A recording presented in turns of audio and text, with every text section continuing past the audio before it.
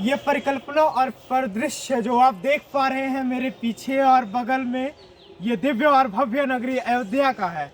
अयोध्या इस साल कई सारे रिकॉर्ड अपने नाम दर्ज करा चुकी है और करा रही है।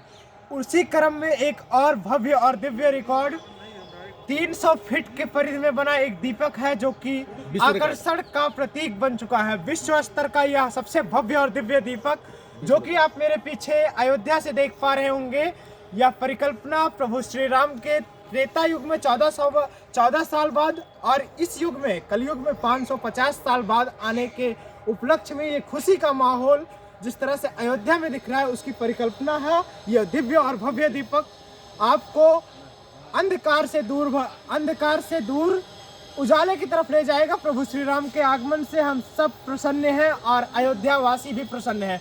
अयोध्या के संत समाज में जिस प्रकार की प्रसन्नता है उसका दिव्य और भव्य प्रमाण ये दीपक आपको दे रहा है। आज बात करने के लिए हमारे साथ एक संत मौजूद हैं, इन्हीं से जानने का प्रयास करते हैं कि क्या क्या कैसे कैसे अयोध्या में ये हो रहा है।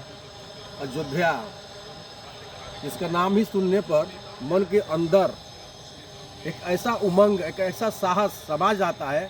अयोध्या के सबसे पहले अर्थ जान लीजिए। अयोध्या जहाँ कभी युद्ध नहीं हुआ, जहाँ कभी युद्ध नहीं हुआ, त्रेता से लेकर के द्वापर युग में कभी युद्ध नहीं हुआ, वहाँ पर आज से कुछ वर्षों पूर्व क्या हुआ था आप लोग अच्छी तरह जानते हैं। यानी अपने ही लोगों ने अपने ही देश के अंदर आदेश देकर अपने ही लोगों का किस प्रकार कत्लेआम कराया था, जिससे अंग्रेजों की याद आ गई थी। वो लोग आपको याद होगा। काफ़ी लंबी लड़ाई के बाद आज जो अयोध्या के अंदर ही नहीं पूरे विश्व के अंदर जो दिवाली मनाई जा रही है जी, उसी दिवाली के उपलक्ष्य में यह विश्व का पहला ऐसा दीपक है जो बनाया गया है जिसकी परिधि 300 फीट है। गुरुजी इसमें तेल कितना लग रहा है, बातें किस प्रकार से है इसकी, इसमें तेल कब पड़ेगा, प्रज्वलित कब होगा? ऐसा है कि इसमें जो तेल है 10,000 लीटर, जो 10,000 लीटर है, इसमें सरसों का शुद्ध तेल इसमें प्रवाहित करके कम से कम 1.5-2 कुंतल की जो बाती है, 1.5-2 कुंतल के जो रोई का बाती है उसका बाती लगेगा। 2.25 कुंटल मुझे पता चला गुरुजी। हाँ तो ठीक है, महाराज जी घट भी बढ़ भी सकता है, समय के अनुसार जो बाती होते हैं वो घट भी सकता है, बढ़ भी सकता है। तो ये आज शाम के समय इसको प्रज्वलित करने का 6 बजे मैंने सुना है, 6 बजे प्रज्वलित होगा। तो 6 बजे प्रज्वलित होगा। ये दिव्य और भव्य दीपक इतना दिव्य और भव्य है कि इसके परिधि का अंदाजा हम लोग नहीं लगा सकते। और इसकी दिव्यता और भव्यता जब ये जलेगा तो इसमें से कितने ऊंची तक इसकी लपक जाएगी, कितनी ऊंचाई तक, इसका भी अंदाजा हम नहीं लगा पा रहे हैं। गुरुजी से समझते हैं कितनी ऊंची ये जलने के बाद यह दीपक दिखाई देगा।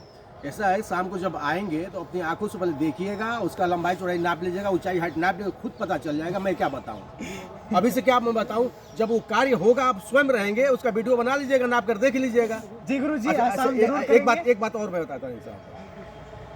ये एक पत्रकार ने पूछा था हमसे कार्य सेवक पूरम में जी, और उन्हें पूछा था कि ये जो दीपावली हो रही है, भगवान राम जो 22 तारीख को रामलला विराजमान रहे हैं, तो पूरे भारत के अंदर दीपावली मनाई जा रही है, अयोध्या में और दीपावली मनाई जा रही है, तो इसके उपलक्ष्य में आप क्या कहना चाहते हैं? हमने कहा दीपावली ये सिर्फ भारत में ही नहीं मनाई जा रही है।